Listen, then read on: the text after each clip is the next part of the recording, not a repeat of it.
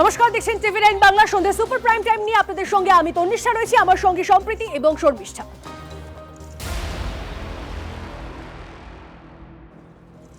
আর শুরুতেই যে খবরে নজর রাখবো, বৈধ নামবাদের অভিযোগে মুখ্যমন্ত্রী মমতা বন্দ্যোপাধ্যায় তিনি ধর্নায় বসেছেন, কিন্তু তার এই ধর্নায় বসাকে কটাক্ষ করছেন গিরিরাজ। তিনি বলছেন পশ্চিমবঙ্গকে বাংলাদেশ বানাতে চায় তৃণমূল সরকার। পশ্চিমবঙ্গের ভোটার লিস্টে অন্তত 50 লক্ষ বাংলাদেশি রোহিঙ্গা আছে, ওদের বের করতেই হবে, দাবি কেন্দ্রীয় বস্ত্রমন্ত্রী গিরিরাজ সিং এর। बंगाल को बांग्लादेश बनाना चाहती मुसलमानों को जो घुसपैठिए हैं उनको बंगाल का वोटर बनाना चाहती, मैं चुनाव आयोग से निवेदन करूंगा कि अभी कम से कम 50 लाख वोटर लिस्ट में और बांग्लादेशी रोहिंग्या मुसलमानों का नाम है, उसे निकालना चाहिए, नहीं तो बंगाल बांग्लादेश हो जाएगा। শুনলেন গিরিরাজ সিং এর বক্তব্য। তিনি বলছেন যে ভোটার লিস্টে বাংলার ভোটার লিস্টে অন্তত বাংলাদেশি রোহিঙ্গা আছে 50 লক্ষ, ওদের বের করতেই হবে, এই দাবি কেন্দ্রীয় বস্ত্রমন্ত্রী গিরিরাজ সিং এর। বৈধ নামবাদের অভিযোগ আপনারা জানেন যে ধর্নায় তৃণমূল, এদিকে কটাক্ষ করছেন গিরিরাজ সিং। তিনি বলছেন বাংলাকে বাংলাদেশ করার চেষ্টা করছে তৃণমূল এবং সেটাকে বন্ধ করতে হবে, সেটাকে রুখে দিতে হবে, এবং সেজন্যই তিনি বলছেন যে পশ্চিমবঙ্গের ভোটার লিস্টে অন্তত 50 লক্ষ বাংলাদেশি রোহিঙ্গা আছে, ওদের বের করতেই হবে, এই দাবি কেন্দ্রীয় বস্ত্রমন্ত্রী গিরিরাজ সিং এর।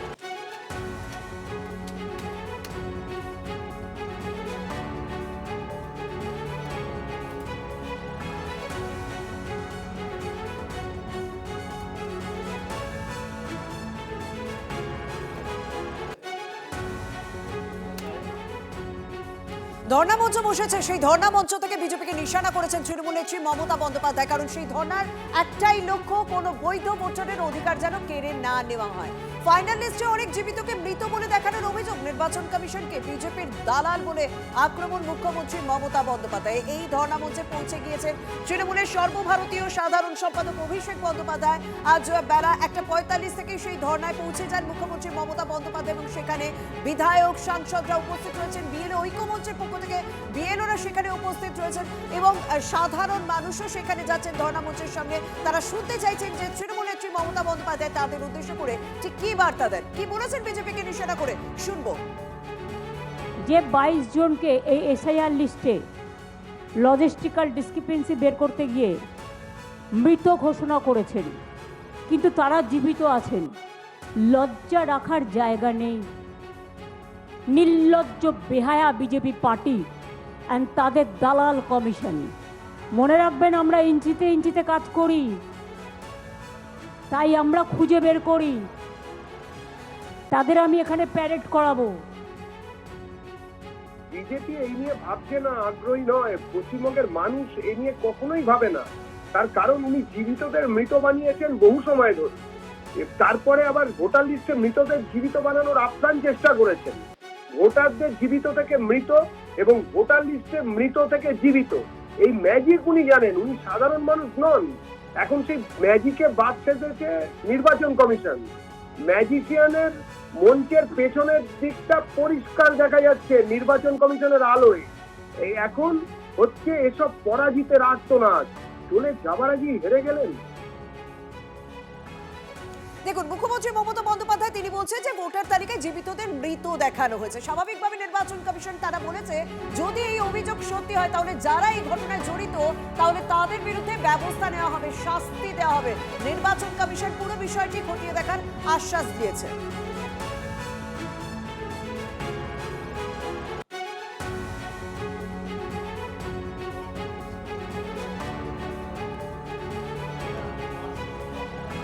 এই মুহূর্তে আরো একটা আপডেট দিই আপনাদেরকে। নির্বাচনের ফুল বেঞ্চ আসার আগে, নির্বাচন কমিশনের ফুল বেঞ্চ আসার আগে অভিষেক বন্দ্যোপাধ্যায় তার তোপ, এবং তিনি বলছেন অপরিকল্পিত এসআইআর এর জন্য বহু বৈধ নাম বাদ, যতদিন মানুষ বঞ্চিত থাকবে ততদিন রাস্তায় তৃণমূল থাকবে।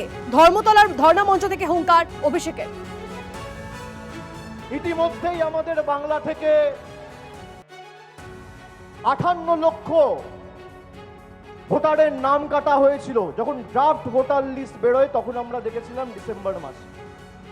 পরবর্তীকালে 28শে ফেব্রুয়ারি যে ভোটার লিস্ট প্রকাশিত হলো, সেখানে প্রায় অ্যাডিশনাল 5.5 লক্ষ 6 লক্ষ নামে মানুষের নাম কাটা হয়েছে। তার মানে সংখ্যাটা কত? 63 লক্ষ 64 লক্ষ। আর আন্ডার অ্যাডজুডিকেশন রয়েছে 60 লক্ষ 7 হাজার। তার মানে সংখ্যা কত? 1,24,00,000। এসআইআর ঘোষণা হওয়ার 3 মাস আগে থেকে বিজেপির নেতারা গলা ফাটিয়েছিল, চেঁচিয়ে চেঁচিয়ে বলেছিল 1,24,00,000, 1,25,00,000 লোকের নাম বাদ যাবে। এটা তো কাকতালীয় হতে পারে না। তৃণমূল কংগ্রেসের একাধিক নির্বাচিত জনপ্রতিনিধি, কাউকে হিয়ারিং এ ডাকা হয়েছে, কাগজ জমা দেওয়ার পর আন্ডার অ্যাডজুডিকেশন। 60 লক্ষ মানুষ যদি আন্ডার অ্যাডজুডিকেশন থাকে, কোনো আপত্তি নেই, অসুবিধা নেই।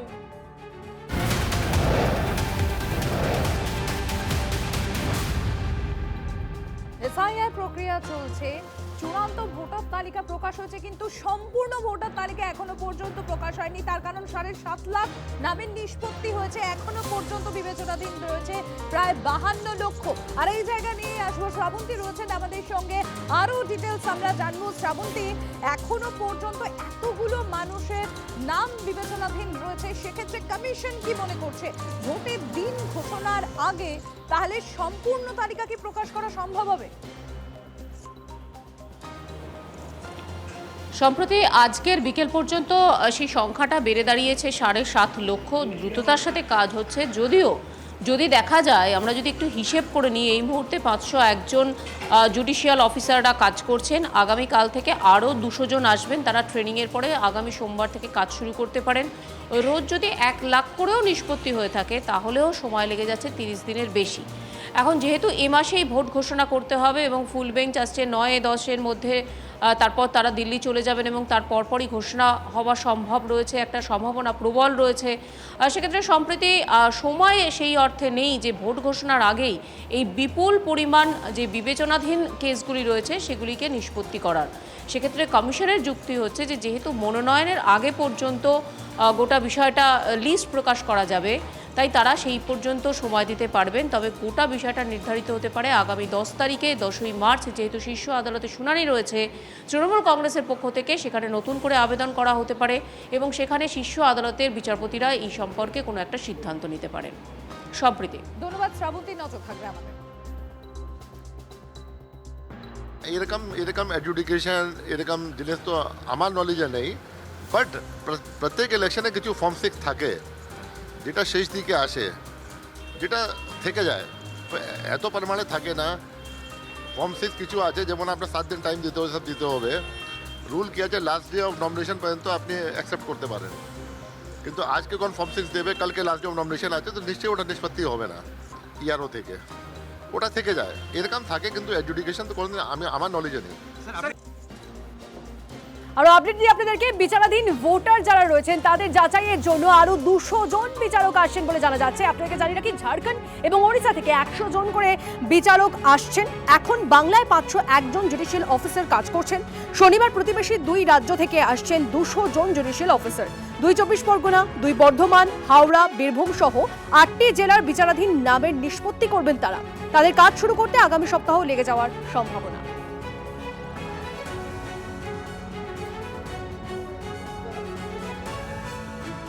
গণেশ কুমারকে আবারও হুঁশিয়ারি তৃণমূল কংগ্রেসের তরফে। এবার কে হুঁশিয়ারি দিলেন? কল্যাণ বন্দ্যোপাধ্যায়। শ্রীরামপুরে তৃণমূল কংগ্রেস সাংসদ কি বলছেন? আঙুল কেটে ফেলে দিতাম। কেন বলছেন? তিনি বলছেন যে মুখ্যমন্ত্রীর সঙ্গে দুর্ব্যবহার করেছেন মুখ্য নির্বাচন কমিশনার।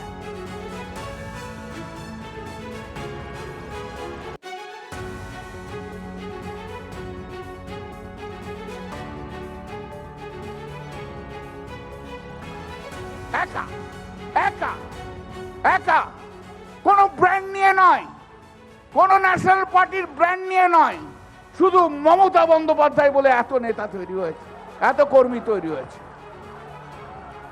সেই মানুষটা যখন চিফ ইলেকশন কমিশনের কাছে গেল, আমি তো সেদিন ছিলাম, কি দুর্ব্যবহার মমতাদির সঙ্গে করেছে আপনারা কেউ ভাবতে পারবেন না। ইউ ক্যানট ইমাজিন কি মিসবিহেভ মমতা বন্দ্যোপাধ্যায়ের সঙ্গে সেদিন করেছে। আঙুল তুলে মমতা বন্দ্যোপাধ্যায়কে কথা বলছে। আরে আঙুল তুলে তুমি কাকে কথা বলছো? তুমি যদি চিফ ইলেকশন কমিশনার না হতে না, আঙুলটা তোমার কেটে বাদ দিয়ে আসতাম। আপনি আজকে এসছেন নির্বাচন কমিশনে 1 বছর 1.5 বছর, আপনি এসছেন অমিত শাহের দয়ায়, আপনি এসছেন, আপনি কোঅপারেটিভের সেক্রেটারি ছিলেন, কমিটিতে আমার সামনে আপনি অ্যাপিয়ার করেছিলেন।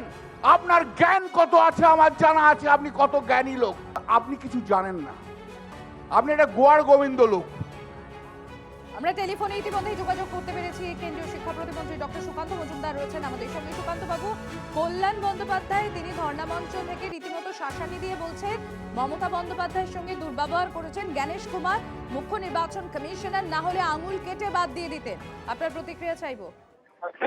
দেখুন, কল্যাণ বন্দ্যোপাধ্যায়ের মধ্য দিয়ে তৃণমূল কংগ্রেস নামক হারমাদের দল, এটা কোনো রাজনৈতিক দল নয়, হারমাদ লুণ্ঠনকারীদের দল, এই লুণ্ঠনকারীদের দলের আসল স্বরূপ প্রকাশ পেয়ে গেছে।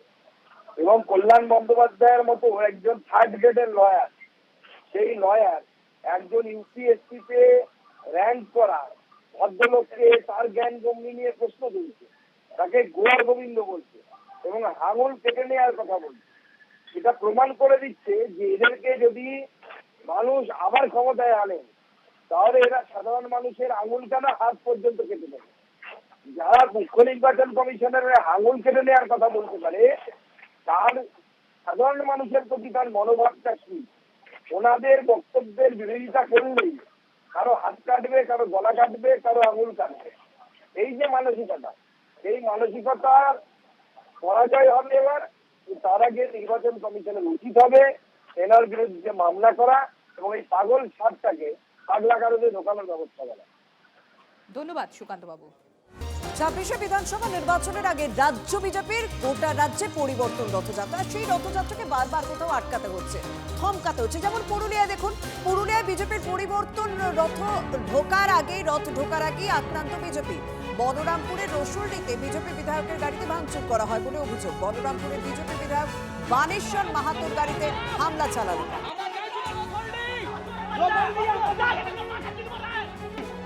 আজকে আমরা ঝান্ডা বাঁধতেছি, আমাদের কার্যকর্তারা আমরা যাইছি না রসল্লি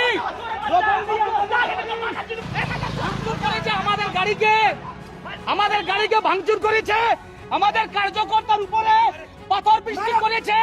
আজকে ঝান্ডা লাগার জন্য আমাদের কার্যকর্তা ঝান্ডা লাগা হয়েছে, আমাদের গাড়ি ভাঙচুর করা হয়েছে, আমাদের এমএলএ সাহেব ওইখানে আছে। আমাদের সঙ্গে রয়েছেন প্রতিনিধি তখন বানেশ্বর মাহাতোর সঙ্গে কথা বলছিলাম। তার স্পষ্ট অভিযোগ পুলিশের উপস্থিতিতে এই হামলা চালানো হয়েছে, কারোর বিরুদ্ধে কোনো ব্যবস্থা নেওয়া হয়েছে। পুলিশের বিরুদ্ধে যখন এই অভিযোগ হচ্ছে যে তাদের উপস্থিতিতে পুরো বিষয়টা হয়েছে, তাদের পক্ষ থেকে কোনো রকম প্রতিক্রিয়া? দেখো, পুলিশ এই বিষয়ে এখনো কিছু বলতে চায়নি, তবে ঘটনা ঘটার পরে সঙ্গে সঙ্গে পুলিশ সেখানে উপস্থিত হয় এবং বিশাল আকারে পুলিশ যে নিয়ে এই ঘটনার যাতে আর পুনরাবৃত্তি বা অন্য আর জোরে না বাড়ে তার ব্যবস্থা নেয়। তবে পরিস্থিতি এখনো পর্যন্ত শান্ত, ঘটনাস্থলে বিশাল পুলিশ বাহিনী রয়েছে। তো পুলিশের পক্ষ থেকে এই মুহূর্তে কিছু বক্তব্য জানানো হয়নি। ধন্যবাদ। 500-600 জেহাদি আমাদের উপর আক্রমণ করে এবং ওইখানে আইসি দাঁড়িয়ে আছেন। আমি মনে করব আইসির নেতৃত্বে এই প্রভোকেশন দেওয়া হয়েছে আমাদের উপর আক্রমণ করার জন্য। তা না হলে ওরা ওইভাবে আমাদের উপর তাড়া করে নাই। আমি যদি ওইখানে আজকে না থাকতাম, আমার বহু কার্যকর্তাকে ওইখানে ওনারা হত্যা করত। প্রতিটা ঘরে ঘরে ওইখানে রসলডি এবং হরিপালডিয়ে বাংলাদেশি রোহিঙ্গা এবং জেহাদিরা ওইখানে বসবাস করছে। তাই পুলিশ প্রশাসনকে আমি অবিলম্বে বলবো, আপনারা রসলডি হরিপালডির প্রত্যেকটা ঘরে ঘরে আপনারা সার্চ করুন। বহরমপুরে আমরা থাকি, আমরাও বলে দিচ্ছি টিএমসির গুন্ডা বাহিনীকে ও সাবধান হয়ে যান, তা না হলে টিএমসির কোন কার্যকর্তা বহরমপুর থেকে বার হতে পারবে না। আমি এটা হুমকি দিয়ে বলছি বিধায়ক হিসাবে। প্রথমে আমাদের কার্যকর্তাকে সেই ঝান্ডাগুলা খোলা করাই এবং মোবাইল ভাঙচুর করে এবং ভাঙচুর করার পর আমি এবং এমএলএ সাহেব বা আমাদের জেলা নেতৃত্ব সেখানে পৌঁছাই। আমরা পৌঁছাতেই সমস্ত ঘর থেকে জিহাদিরা বের হয় এবং বের হওয়ার পরে ফারসাদ থেকে শুরু করে আগ্নেয় অস্ত্র, বালির থেকে আমাদের গাড়ি ভাঙচুর করে এবং এখনো পর্যন্ত 6 জন আমাদের মৃত্যুর সাথে লড়াই করছে। বিজেপি কর্মীরা উক্ত সময়ে অর্থাৎ ঠিক 12টার পরেই তারা পরিবর্তন যাত্রার নাম করে তাদের যে কর্মসূচি, তারা দলীয় পতাকা সেখানে রোড সাইডে বাঁধার একটা চেষ্টা করে। তারা বলে যে না, এটা আমরা তৃণমূল কংগ্রেস বলে আপনারা যাদের মেম্বার আছেন, আপনাদের যারা মেম্বারশিপ আছে তাদের বাড়িতে আপনারা বাঁধাবাঁধির কাজ করুন, এখানে এইসব করবেন না। এই টাইমে আমরা এখন নেওয়াজে যাচ্ছি, অংশগ্রহণ করছি। এইটাতে কথা কাটাকাটি করে যে বিষয় হয়েছে এবং বিধায়কের যে গাড়ি ভাঙার যে আক্রমণের যে খবর, যে ভাঙচুরের যে খবর, সেটা সম্পূর্ণ একটা রাজনৈতিক উদ্দেশ্য প্রণোদিত এবং এটা বিজেপির লোকেদের দ্বারা এটা হয়েছে। এটা আমাদের দল, এটা আমাদের পার্টি, আমাদের কোনো কর্মী এ বিষয়ে কোনো তারা যুক্ত। এবার মুর্শিদাবাদের দিকে নজর রাখতে হচ্ছে। মুর্শিদাবাদেও বিজেপির পরিবর্তন যাত্রা আটকে দেওয়ার অভিযোগ সামনে এসেছে। পুলিশের সঙ্গে বিজেপি কর্মীদের তুমুল কথা কাটাকাটি। মুর্শিদাবাদের বড়ুয়ার ঘটনা, বড়ুয়ার জারিবাগানে তীব্র উত্তেজনা, ছবি দেখতে পাবো।